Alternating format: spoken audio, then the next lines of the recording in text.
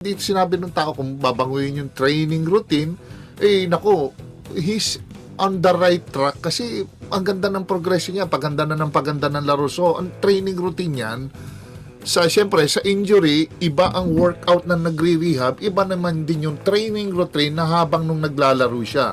Tama. Sa training, yung rehab niyan, siyempre, first and foremost, yung NBA dream niya will take a backseat. It will not be a priority. For the meantime, syempre, ang unang-una sa kanya yan is halos nakakrutches pa siguro yan.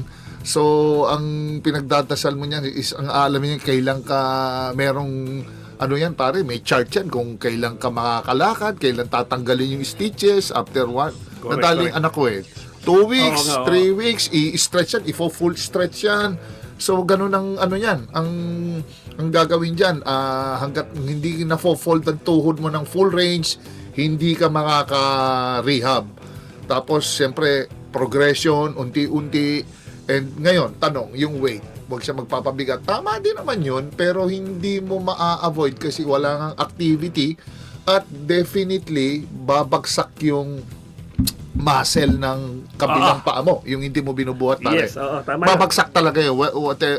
Anong gawin mo? Iba yung dating, tumatakbo, yung full workout.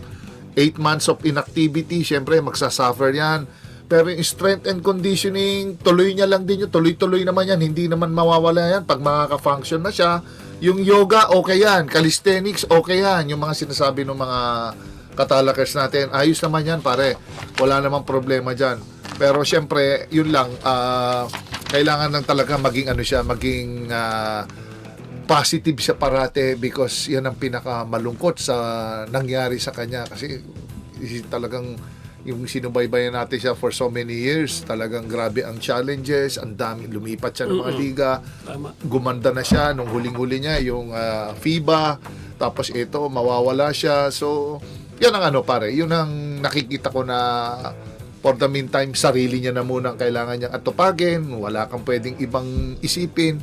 Masakit kung sa masakit kasi lahat tayo dumaan sa injury. Yung recovery niya muna as player, yung tuhod niya muna, palakasin niya lahat. Tapos, from then on, yung take it one session at a time muna. Ganun na muna ang kanya. Baka you'll never know, baka mamaya i-ends up mas malakas pa yung legs niya sa sa dati. Okay.